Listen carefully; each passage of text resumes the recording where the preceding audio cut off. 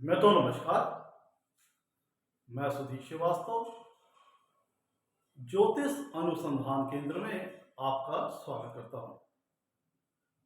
आज के इस एपिसोड में हम लोग एक बहुत ही महत्वपूर्ण विषय के ऊपर चर्चा करेंगे।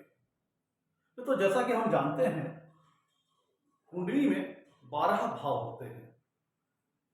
और हर भावों के अपने कुछ कारकत्व होते हैं, सिग्निफिकेंस होते हैं। जीवन से संबंधित कुछ विशेष डिपार्टमेंट हर एक भाव के पास अलग अलग अपने को प्राप्त है। तो ये क्लियर है कि हर एक भाव के अपने अलग अलग कारकत्व हैं। जीवन में हर एक भाव से संबंधित जो कारकत्व हैं, उनका सुख कितना मिलेगा, कितनी मात्रा में मिलेगा, कम मिलेगा, ज्यादा मिलेगा, आसानी से मिलेगा, कठिनाई से मिलेगा। इसके लिए इसको देखने के लिए हम सबसे सर्वप्रथम कुंडली में हम उस भाव की एनालिसिस, उस भाव की विवेचना लग्न कुंडली से करते हैं। उस भाव और उस भाव के स्वामी अर्थात उस भावेश को, उनकी पोजीशनिंग को देख करके कुंडली में करते हैं। मतलब कुंडली में जिस भी भाव के बारे में हमें एनालिसिस करनी है, विवेचना करना है, उसके लिए लग्न कुंडली में हम उस भाव की स्थिति देखते हैं। उस भाव का जो स्वामी है, जो भावेश है, वह कुंडली में कहां बैठा है, लग्न कुंडली में, उसका अध्ययन करते हैं, उस भाव का अध्ययन करते हैं। उस भाव के ऊपर किन किन ग्रहों का प्रभाव है, किन किन ग्रहों की उपस्थिति है या दृष्टि है, या उस भाव के स्वामी, उस भावेश के साथ साथ किन ग्रहों से संबंध बन रहा है, इन सब सारी चीजों को हम लग्न कुंडली से देखते हैं। तब जाकर के उस भाव से संबंधित जो उसके कारकत्व हैं, उनके फलकथन को लेकर के हम किसी प्रकार का निर्णय ले पाते हैं।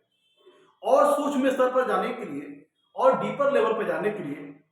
उस भाव से संबंधित जो कारकत्व है, जो सिग्निफिकेंस है, उनसे रिलेटेड जो डिपार्टमेंट हैं, उनके लिए हमारे ज्योतिष शास्त्र में अलग अलग वर्ग कुंडलियां बनी हुई हैं, डिविजनल चार्ट बने हुए हैं। उनका अध्ययन करके हम और सूक्ष्म स्तरीय जानकारी एकत्रित कर पाते हैं उस भाव से संबंधित फल कथन के लिए। अब जैसे किसी को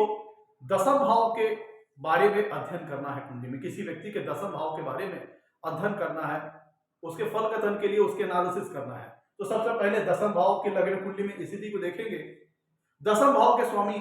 दशमेश की स्थिति को कुंडली में देखेंगे। दसम भाव पर किन किन ग्रहों का प्रभाव है, क्या स्थिति है, दसम भाव के स्वामी अर्थात दशमेश की कुंडली में क्या स्थिति है, शुभ भावों में है कि अशुभ भावों में है, किन किन ग्रहों के साथ है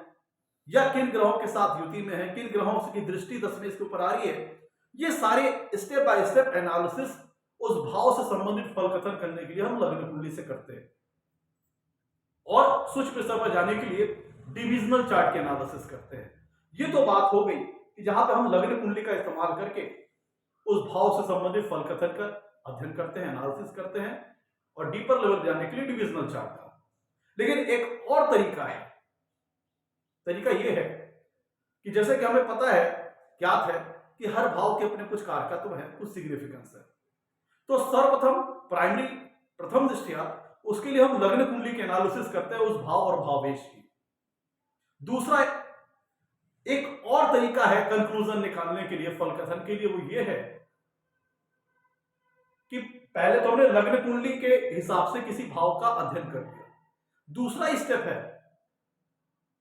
कि उस भाव की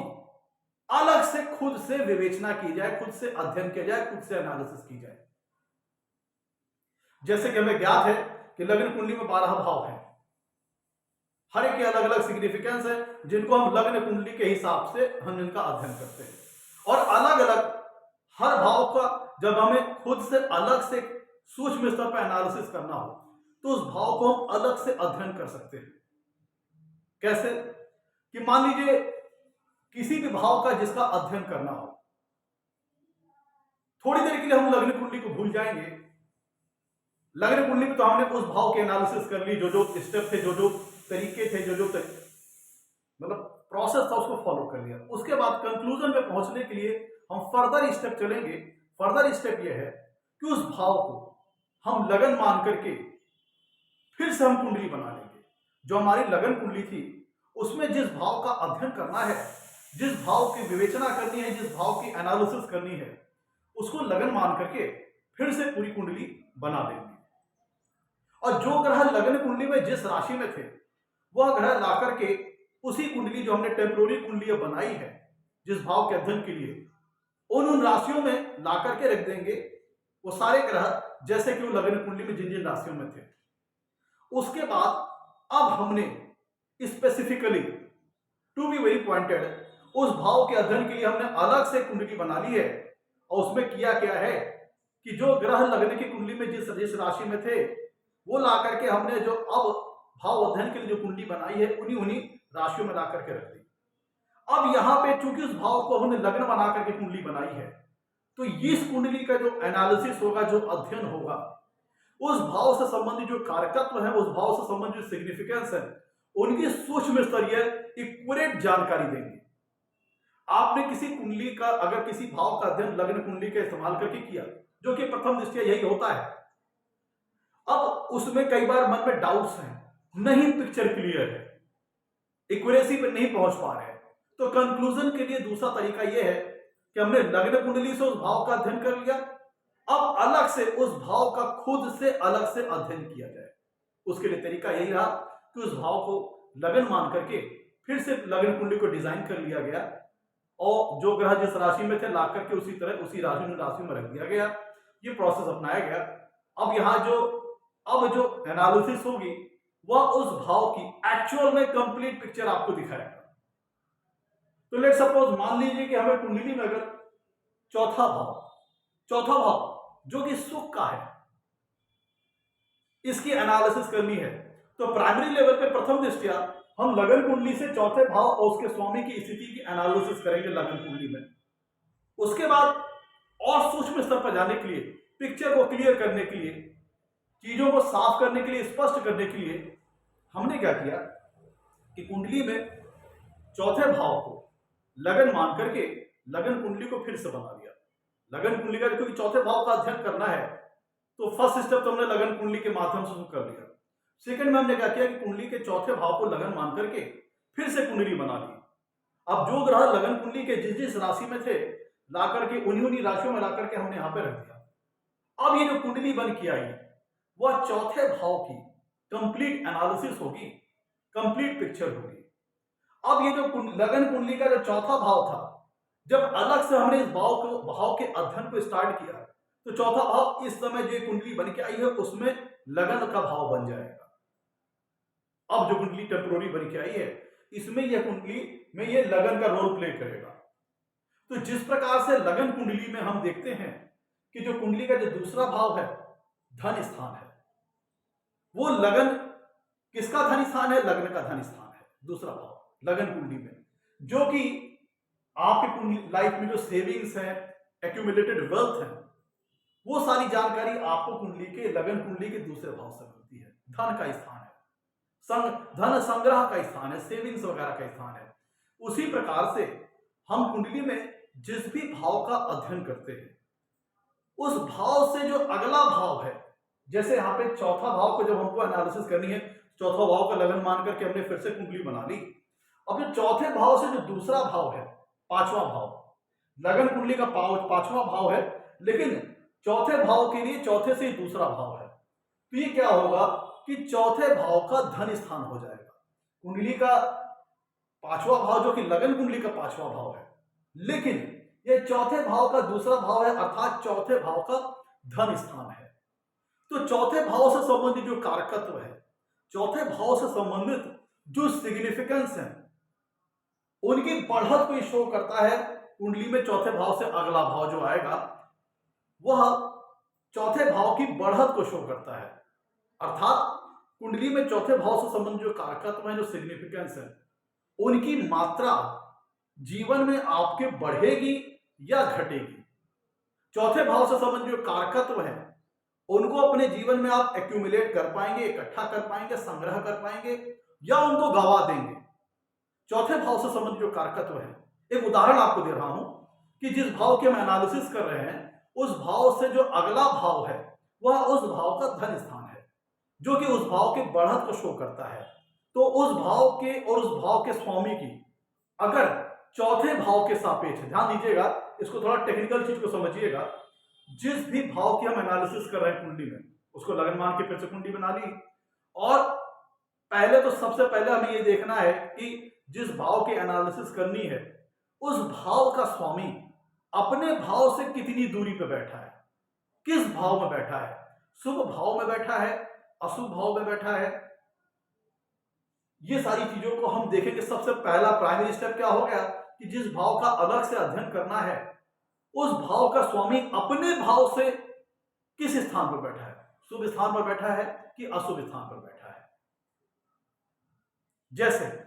अगर हम बात करें कुंडली में चौथे भाव की बात कर रहे हैं,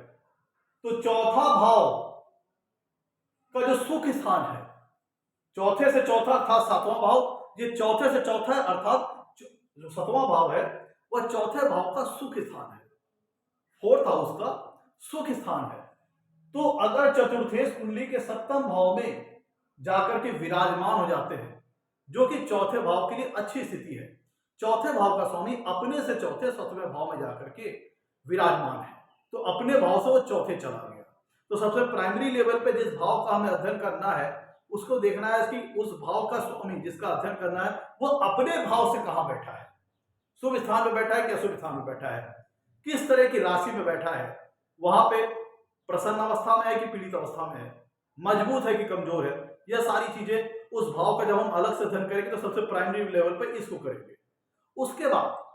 जिस भाव का हमें अध्ययन करना है उससे जो अगला भाव है वह उस भाव की बढ़त को दिखाता है या घटत को दिखाता है। मतलब जो जिस भाव का अध्ययन करना है उससे जो अगला भाव है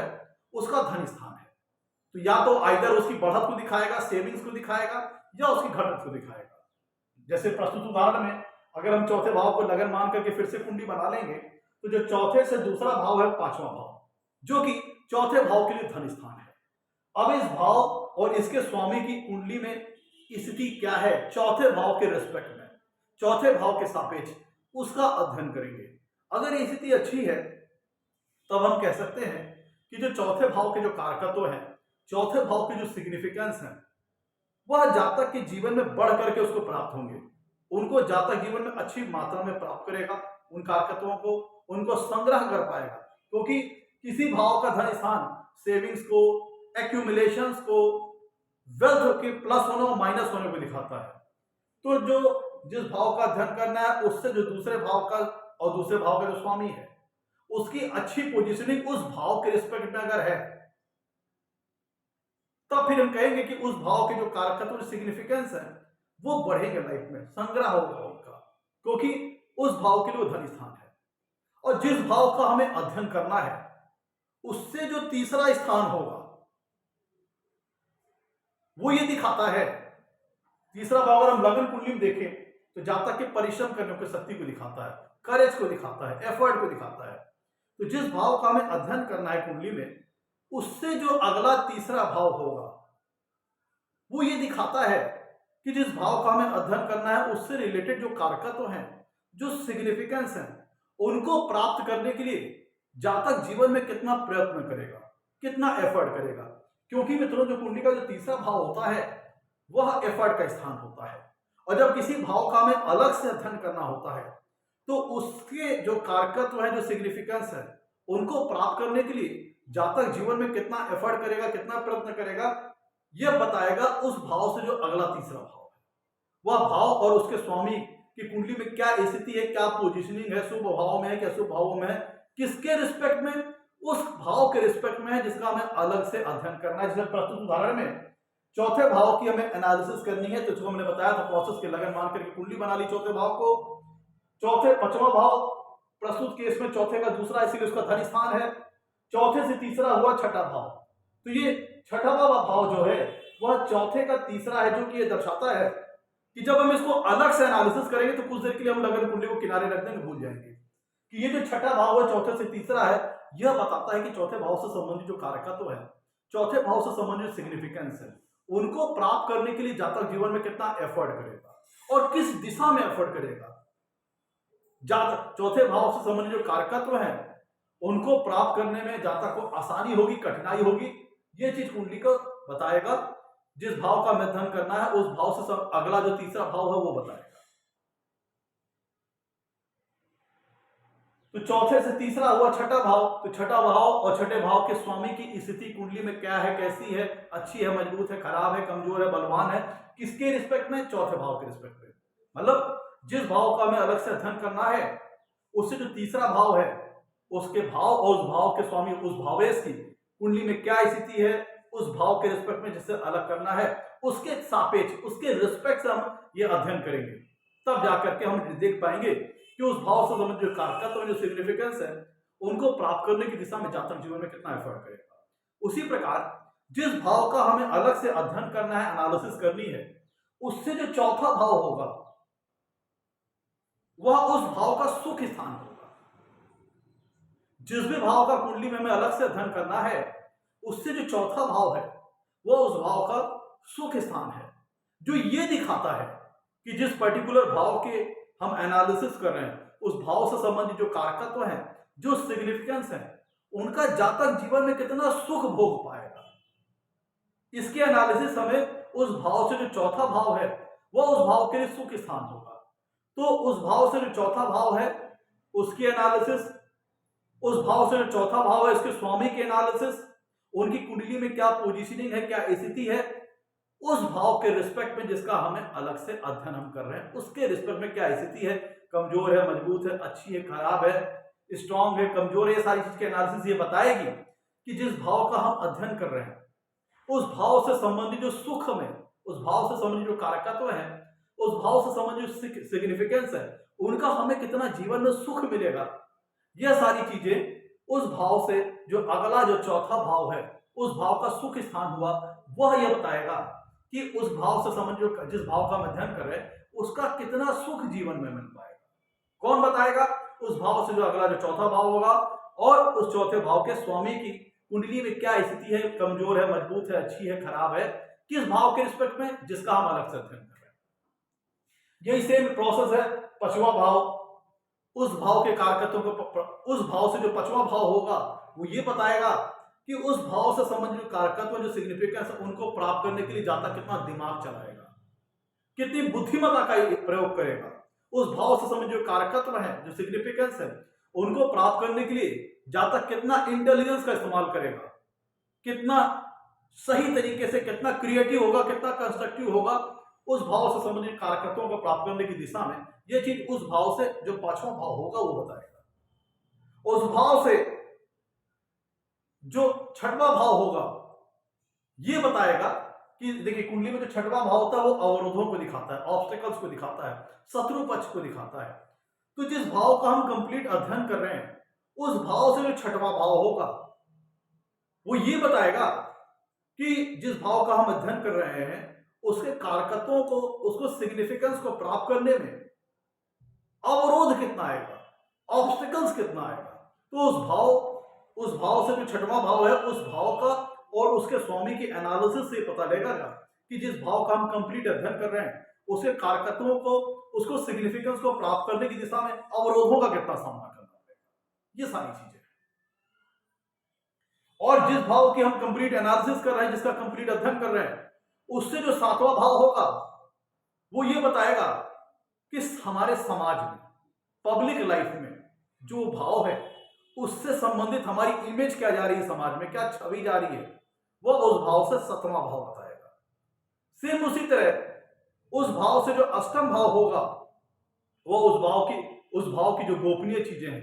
सीक्रेट रिलेटेड मैटर्स हैं, और अगेन उन भाव से संबंधित जो कारकत्व है, उन भाव से संबंधित जो सिग्निफिकेंस है, उनको प्राप्त करने की दिशा में क्या अवरोध आएंगे, क्या ऑब्स्टेकल्स आएंगे, क्या परेशानियां आएंगी,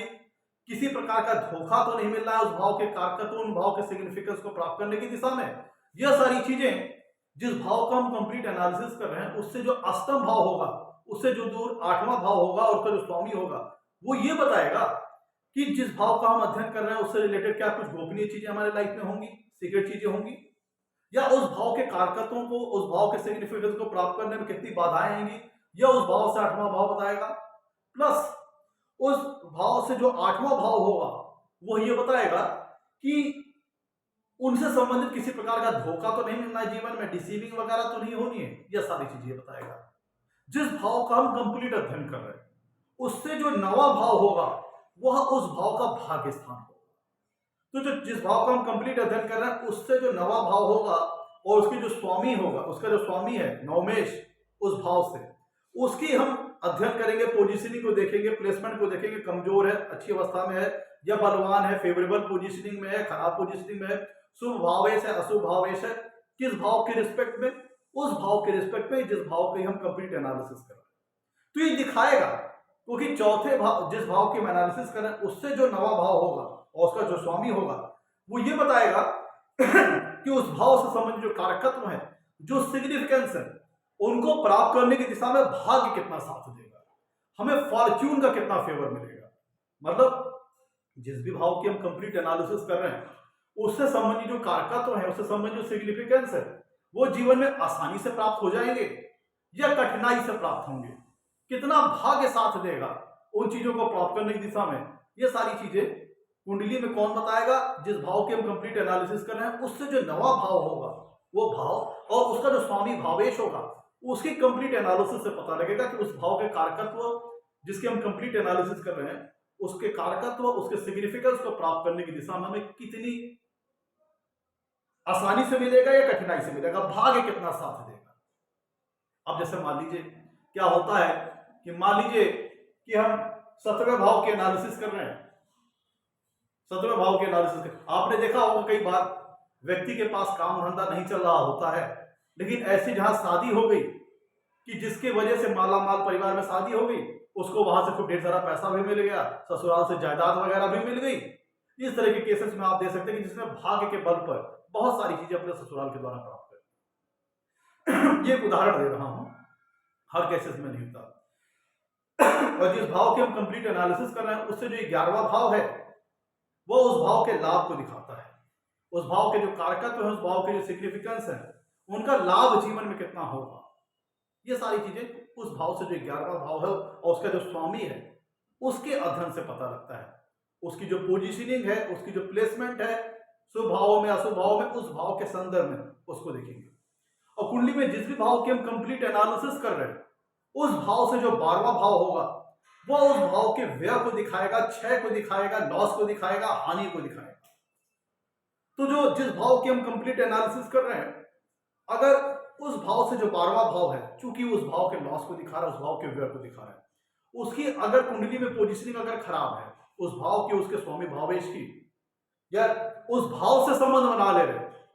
तब आप कह सकते हैं कि उस भाव से संबंधित जो कारकत्व है, जो सिग्निफिकेंस है, उनका जीवन में क्षय होगा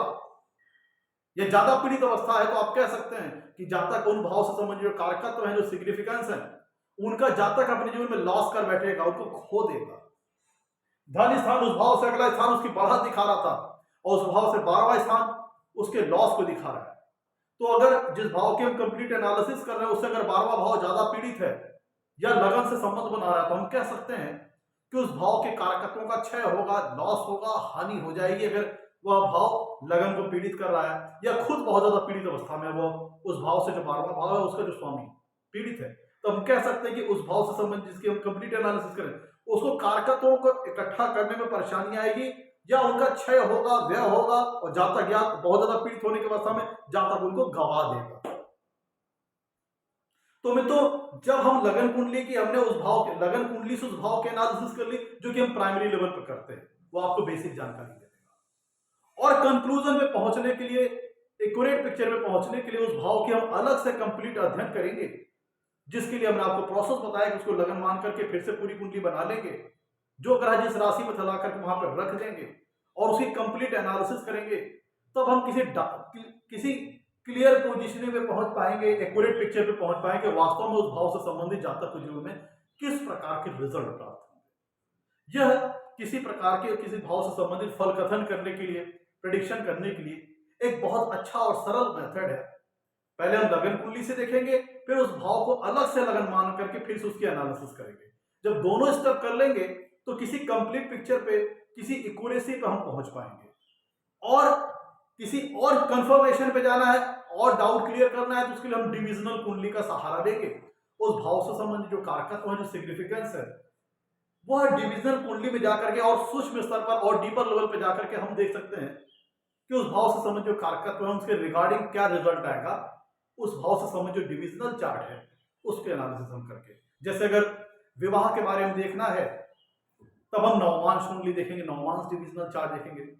कर्म की बात देखनी है, जॉब प्रोफेशन वगैरह को देखना है तब हम D10 चार्ट, दशमांश कुंडली, दशमांश डिविजनल चार्ट जो है उसकी एनालिसिस करेंगे। तो मित्रों आज का ही था हमारा एपिसोड जो कि मूलभूत जानकारी से संबंधित था। एक्यूरेसी पे पहुंचने के लिए क्या क्या स्टेप लेना चाहिए उसके लिए था। अगर एपिसोड अच्छा लगा हो तो लाइक कीजिएगा, चैनल को सब्सक्राइब कीजिएगा। आज के लिए इतना मित्रों, नमस्कार, धन्यवाद।